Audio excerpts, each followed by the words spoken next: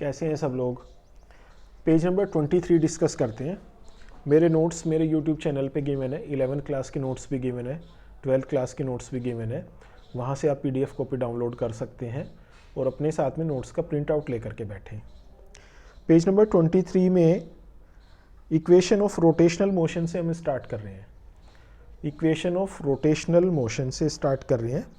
तो सबसे पहले तो तीनों इक्वेशन ऑफ रोटेशनल मोशन में डिस्कस करूँगा। उसके बाद इसमें मोमेंट ऑफ फोर्स का कॉन्सेप्ट है, टॉर्क जिसको कहते हैं, मोमेंट ऑफ फोर्स को ही टॉर्क भी कहते हैं।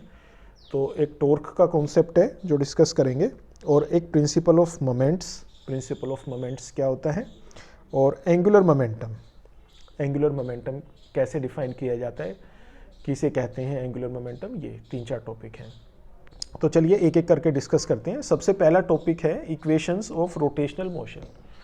तो आपने 3 इक्वेशंस पढ़ी हैं लीनियर मोशन के केस में। लीनियर मोशन की इक्वेशंस कहते हैं उनको। तो वो जो जैसे 3 इक्वेशन पढ़ी है ना, v = u + at, s = ut + ½ at², v² = u² + 2s, बिल्कुल एग्जैक्टली 3 इक्वेशन यहाँ पे रोटेशनल मोशन के केस में भी हैं। लीनियर मोशन और रोटेशनल मोशन से क्या डिफरेंस है? लीनियर मोशन मैंने particle moves in a straight path, straight path पे चलता है, स्ट्रेट लाइन में चलता है कोई पार्टिकल, तो ये लीनियर मोशन कहलाता है। लेकिन कोई सर्कुलर पाथ पे अगर मूव कर रहा है, सर्कुलर पाथ पे नहीं बोलेंगे, सर्कुलर पाथ तो गलत वर्ड हो गया। रोटेशन में है अगर कोई, रोटेशन का मतलब हो गया एक एक्सिस है, उस एक्सिस के अबाउट अगर वो रोटेट कर रहा है, जैसे अर्थ है, अर्थ तो अर्थ का एक एक्सिस ऑफ रोटेशन होता है और उस एक्सिस ऑफ रोटेशन के अबाउट वो घूमती है। लट्टू होता है जैसे स्पिनर, स्पिन टॉप, तो स्पिन टॉप का एक एक्सिस ऑफ रोटेशन है। एक्सिस ऑफ रोटेशन एक इमेजिनरी लाइन है, एक इमेजिनरी लाइन है, इस लाइन के अबाउट वो बॉडी घूमती रहती है, तो अपने ही एक्सिस पे घूमती है। तो सच ए काइंड ऑफ पंखा है, जैसे टेबल फैन है या सीलिंग फैन है, कोई सा भी फैन है, तो आप देखें कि उसके सेंटर से एक इमेजिनरी लाइन पास हो रही है, उस लाइन के अबाउट वो घूम रहा है। तो ये जो लाइन है, उस लाइन को एक्सिस ऑफ रोटेशन कहते हैं, और इस एक्सिस ऑफ रोटेशन के अबाउट जो जिस तरह का मूवमेंट हो रहा है, इसको रोटेशन मोशन कहते हैं, या रोटेशन या फिर रोटेशन मोशन कहते हैं। तो ये जो 3 इक्वेशंस हम डिस्कस कर रहे हैं, ये इक्वेशंस ऑफ रोटेशन मोशन है। यानी एक ऐसे ऑब्जेक्ट के लिए ये इक्वेशंस डिफाइन की गई हैं जो कि जिसमें रोटेशन मोशन हो रहा है, जो कि किसी न किसी एक्सिस ऑफ रोटेशन के अबाउट घूम रहा है, स्पिन कर रहा है। ठीक है, तो जैसे 3 इक्वेशन लीनियर मोशन की होती थी, बिल्कुल एग्जैक्टली वैसी 3 इक्वेशन रोटेशन मोशन की है। सिर्फ आप 2-3 टर्म्स का एक मीनिंग आप आइडेंटिफाई कर लें कि वहाँ पे जैसे लीनियर वेलोसिटी होती थी तो यहाँ पे एंगुलर वेलोसिटी होती है, वहाँ पे लीनियर एक्सेलरेशन होता था तो यहाँ पे एंगुलर एक्सेलरेशन होता है, वहाँ पे टाइम होता था तो यहाँ पे भी टाइम है, टाइम तो दोनों जगह सेम ही रहता है। वहाँ पे लीनियर डिस्प्लेसमेंट होता था, यहाँ पे लीनियर डिस्प्लेसमेंट की जगह पे एंगुलर डिस्प्लेसमेंट होता है। तो ये बस समझना है, और उस जहाँ पे वो लीनियर चीज़ें थी उनके उन्हीं टर्म्स की जगह पे यहाँ पे एंगुलर वाली क्वांटिटीज यूज़ कर लेनी है, और आसानी से आपको ये तीनों इक्वेशन मिल जाएंगी। और इनके डेरिवेशन भी एग्जैक्टली वैसे ही हैं जैसे आपने वहाँ पे डेरिवेशन करने सीखे थे, तो सेम टू सेम तरीके से डेरिवेशन यहाँ पे भी हो जाता है। एग्जाम में क्वेश्चन पूछ लेते हैं, कई बारी डेरिवेशंस वगैरह करने के लिए आ जाते हैं, तो इसको तैयार कर लेंगे एग्जाम के लिए। तो अब पहली इक्वेशन, लीनियर इक्वेशन क्या थी? v = u + at। तो v मतलब कि फाइनल वेलोसिटी, तो यहाँ पे फाइनल वेलोसिटी को लीनियर वेलोसिटी, वहाँ पे फाइनल लीनियर वेलोसिटी, तो यहाँ पे फाइनल एंगुलर वेलोसिटी। तो फाइनल एंगुलर वेलोसिटी को आप ओमेगा से लिखते हो, तो v की जगह पे आपने लिख लिया ओमेगा = u + at।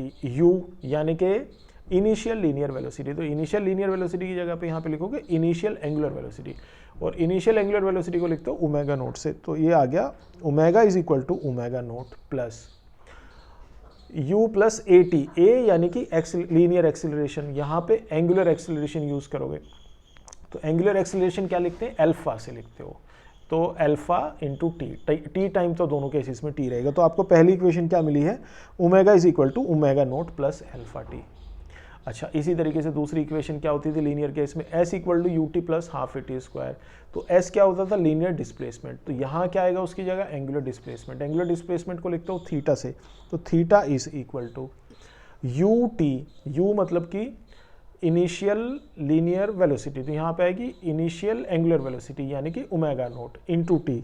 तो पहली टर्म हो गई omega naught into T, plus वहाँ पे क्या आता था फिर हाफ ए टी स्क्वायर, तो यहाँ पे आ जाएगा हाफ एल्फा टी स्क्वायर। तो ये आपकी सेकेंड इक्वेशन हो गई। अब थर्ड इक्वेशन पे आते हैं। थर्ड इक्वेशन क्या थी, v square equal to u square plus 2as। तो यहाँ पे v क्या था, लीनियर फाइनल वेलोसिटी, तो यहाँ पे क्या होगा एंगुलर फाइनल वेलोसिटी, तो v की जगह पे क्या आएगा ओमेगा, तो omega square is equal to v square equal to u square plus 2as। तो यहाँ पे यू स्क्वायर यानी omega nought square plus 2 alpha theta, omega square equal to omega nought square plus 2 alpha theta. तीनों rotational motion equation का derivation बिल्कुल वैसा ही है जैसा कि तीनों लीनियर मोशन इक्वेशंस का। ठीक है, अभी इस पे बेस्ड एक दो मैंने प्रॉब्लम्स लिखी हैं, वो प्रॉब्लम्स आप प्रैक्टिस कर सकते हैं। अच्छा, नेक्स्ट टॉपिक लेते हैं, moment of force. Moment of force को ही टॉर्क भी कहते हैं, मोमेंट ऑफ फोर्स को ही टॉर्क भी कहते हैं। तो हम कई बार सुनने को हमें टॉर्क मिलता है कि टॉर्क लगा है किसी ऑब्जेक्ट पे, टॉर्क लगा है, और कई बार मोमेंट ऑफ फोर्स लिख देते हैं कि मोमेंट ऑफ फोर्स कितना है यहाँ। तो इन दोनों बातों का मतलब एक ही है, मोमेंट ऑफ फोर्स का मतलब टॉर्क ही होता है। टॉर्क किसी ऑब्जेक्ट के ऊपर लगता है तो काम क्या करता है, टॉर्क का काम है घुमाना। फोर्स लगता है किसी ऑब्जेक्ट पे तो फोर्स क्या काम करता है, फोर्स का काम है उसमें लीनियर मोशन प्रोड्यूस करना, और टॉर्क का काम होता है उसमें रोटेशनल मोशन प्रोड्यूस करना। फोर्स का काम होता है लीनियर मोशन प्रोड्यूस करना और टॉर्क का काम होता है रोटेशनल मोशन प्रोड्यूस करना।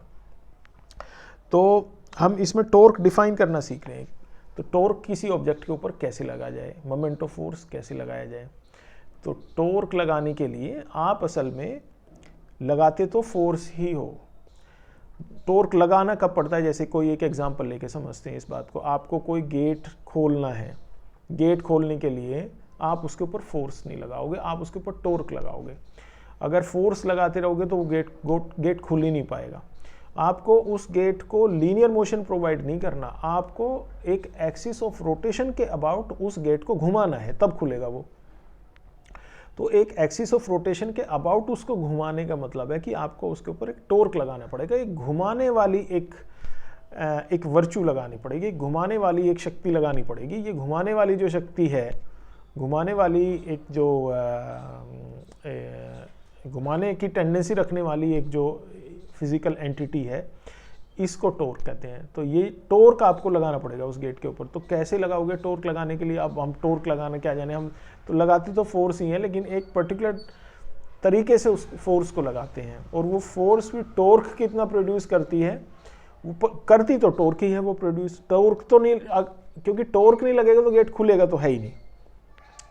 तो वो हमने जो फोर्स लगाई है किसी गेट के ऊपर खोलने के लिए, वो फोर्स के कोरस्पॉन्डिंग टॉर्क वहाँ पे प्रोड्यूस हुआ और उस टॉर्क ने गेट खोला।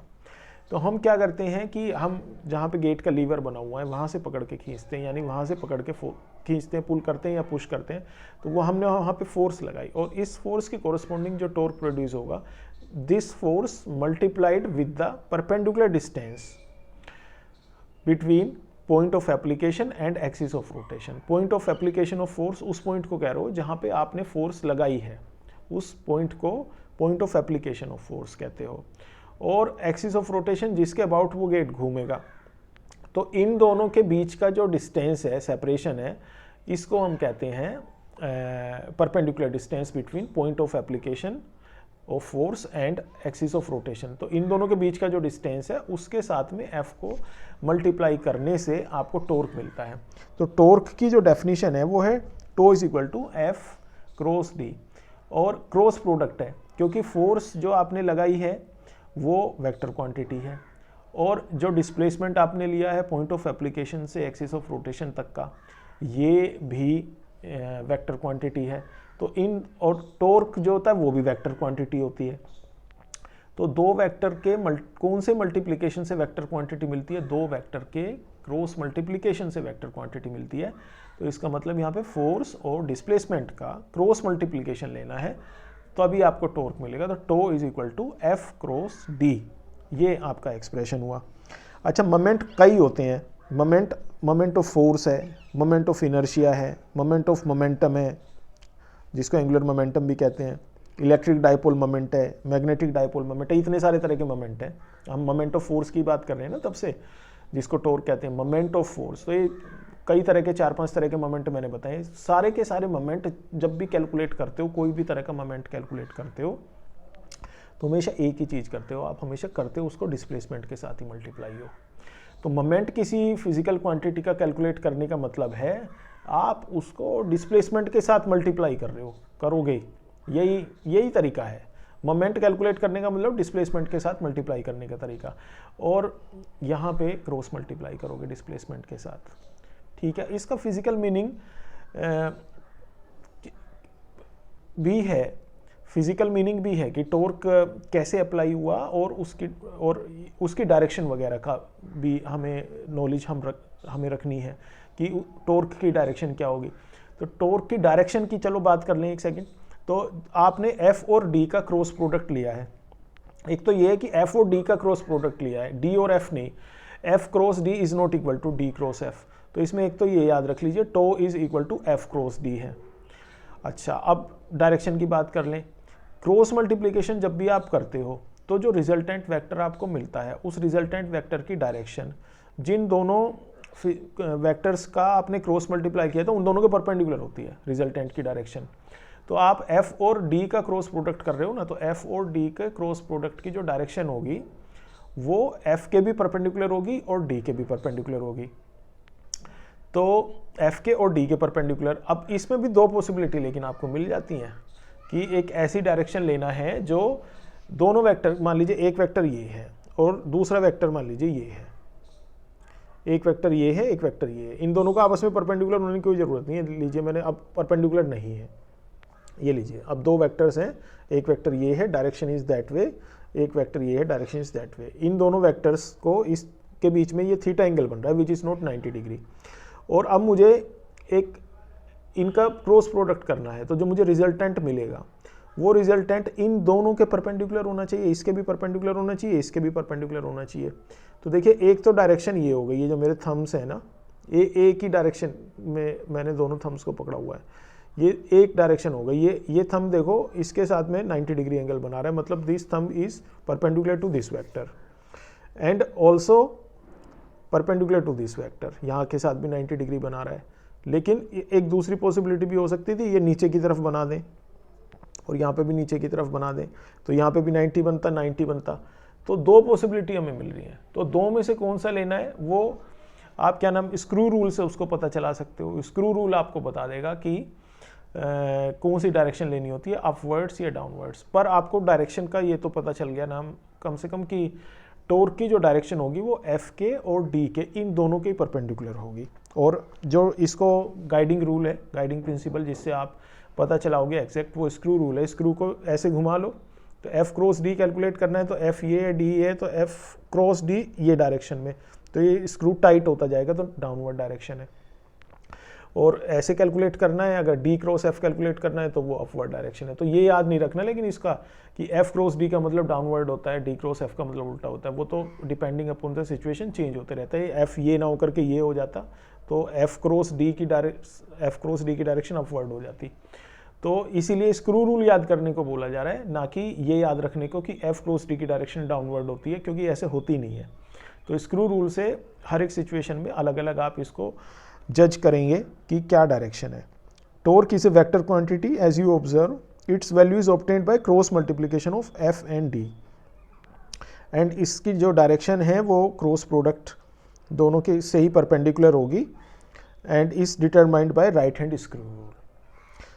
नेक्स्ट टॉपिक पे आ जाते हैं, principle of moments. Principle of moments का मतलब समझ लेते हैं। देखिए एक तो ये समझें सबसे पहले कि मोमेंट्स क्या है। मोमेंट्स के प्रिंसिपल की बात चल रही है, तो मोमेंट्स क्या है, मोमेंट ऑफ फोर्स को ही मोमेंट्स बोल दिया इन्होंने। तो ये प्रिंसिपल ऑफ मोमेंट्स ना हो गए, principle of moments of force है। तो दो मोमेंट्स हम ले रहे हैं, यानी कि दो मोमेंट्स ऑफ फोर्स हम ले रहे हैं, और ये दो मोमेंट्स ऑफ फोर्स आपस में इक्वल होंगे, कब होंगे, ये चीज को हमें समझना है। किसी ऑब्जेक्ट पे अगर कोई मोमेंट ऑफ फोर्स लगा हुआ है, मतलब टॉर्क लगा हुआ है, तो वो टॉर्क की क्या टेंडेंसी रखता है, वो उसे घुमाने की टेंडेंसी रखता है। तो एक ऑब्जेक्ट के ऊपर मान लीजिए आपने एक टॉर्क लगा दिया, वो उसको क्लॉकवाइज घुमाना चाह रहा है, एक और टॉर्क लगा दिया, वो भी मान लीजिए उसको क्लॉकवाइज घुमाना चाह रहा है, एक और टॉर्क लगा दिया, वो मान लीजिए उसको एंटी क्लॉकवाइज घुमाना जा रहा है। तो 3 टॉर्क लगे हैं, 2 क्लॉकवाइज घुमाना चाहते हैं और एक एंटी क्लॉकवाइज घुमाना चाहता है। तो ये ऐसी सिचुएशन कब बनेगी कि ये ऑब्जेक्ट घूमे नहीं, ये नहीं घूमे, ऐसी सिचुएशन कब बनेगी? ऐसी सिचुएशन तब बनेगी जब इसको क्लॉकवाइज घुमाने वाले टॉर्क का summation is equal to anti clockwise direction में घुमाने वाले टॉर्क के बराबर हो जाए। क्लॉकवाइज डायरेक्शन में घुमाने वाले टॉर्क का समेशन एंटी क्लॉकवाइज डायरेक्शन में घुमाने वाले टॉर्क के बराबर हो जाए। अगर 2 ही टॉर्क लगे थे, मान लो एक क्लॉकवाइज घुमाना चाहता है और एक एंटी क्लॉकवाइज घुमाना चाहता है, तो क्लॉकवाइज घुमाने वाला टॉर्क एंटी क्लॉकवाइज घुमाने वाले टॉर्क के अगर बराबर हो जाता है तो ये घूमेगी नहीं, यानी इक्विलिब्रियम में बनी रहेगी। इसी को प्रिंसिपल ऑफ मोमेंट कहते हैं। अगर मान लो किसी ऑब्जेक्ट के ऊपर 2 टॉर्क लगे हों और दोनों ही क्लॉकवाइज डायरेक्शन में घुमाने की टेंडेंसी रखते हो, तो क्या ये इक्विलिब्रियम में आ सकती है? ये इक्विलिब्रियम में आएगी नहीं, क्योंकि ऐसी सिचुएशन बन ही नहीं सकती कि ये घूमे नहीं। ये तो घूमेगी नहीं, ये घूमेगी ही इसमें, क्योंकि दोनों क्लॉकवाइज डायरेक्शन में ही लगे हुए हैं घुमाने की टेंडेंसी, तो ये घूमेगी। इसको बिना घूमे रोका ही नहीं जा सकता, ये घूमेगी क्योंकि दोनों क्लॉकवाइज ही घुमाना चाहते हैं इसको। मैथमेटिकली इसको कैसे लिखेंगे? F1 cross D1 is equal to F2 cross D2। F1 cross D1 का क्या मतलब हुआ? F1 क्रॉस D1 का मतलब हुआ पहला मोमेंट, और F2 क्रॉस D2 का मतलब हो गया दूसरा मोमेंट। तो दोनों मोमेंट को आपस में बराबर ही तो होना था। तो F और D1 का क्रॉस प्रोडक्ट लिया है पहले वाले केस में, और दूसरे वाले केस में F2 और D2 का क्रॉस प्रोडक्ट लिया है। तो दोनों का क्रॉस प्रोडक्ट आपस में बराबर हो गया, यानी कि दोनों के मोमेंट्स आपस में बराबर हो गए, तो ये घूमेगा नहीं। अच्छा, एक टॉपिक डिस्कस कर लेते हैं, एंगुलर मोमेंटम। एंगुलर मोमेंटम किसे कहते हैं? तो हमने एक बात देखें यहाँ पे, हमने लीनियर मोमेंटम समझा हुआ है। लीनियर मोमेंटम किसे कहते हैं? मास और वेलोसिटी के प्रोडक्ट को लीनियर मोमेंटम कहते हैं। मास और वेलोसिटी के प्रोडक्ट को लीनियर मोमेंटम कहते हैं। इसी तरीके से एंगुलर मोमेंटम किसे कहते हैं? यहाँ पे जो मास जो वहाँ रोल प्ले कर रहा था ना लीनियर मोमेंटम के केस में, लीनियर के केस में, वो यहाँ पे इनर्शिया कैलकुलेट करता है। तो इसकी जगह पे हमें लेना पड़ेगा जो रोल लीनियर मोशन में मास का है, वही रोल रोटेशनल मोशन में इनर्शिया का है। तो वहाँ पे जो m लिया था हमने, वहाँ पे यहाँ पे I लोगे उस m की जगह पे, और दूसरा वेलोसिटी वहाँ लीनियर वेलोसिटी थी, और यहाँ पे लीनियर वेलोसिटी की जगह एंगुलर वेलोसिटी ले लोगे। तो this is how angular momentum is defined. Linear momentum P is equal to m into V, और एंगुलर मोमेंटम J से इसको डिनोट करते हो, J is equal to I into omega. वहाँ पे m लिया था, यहाँ m की जगह I लिया है। m was mass, I is inertia. वहाँ पे वेलोसिटी लीनियर वेलोसिटी लिया था, यहाँ पे ओमेगा लिया है एंगुलर वेलोसिटी। तो P is equal to mv and J is equal to I omega.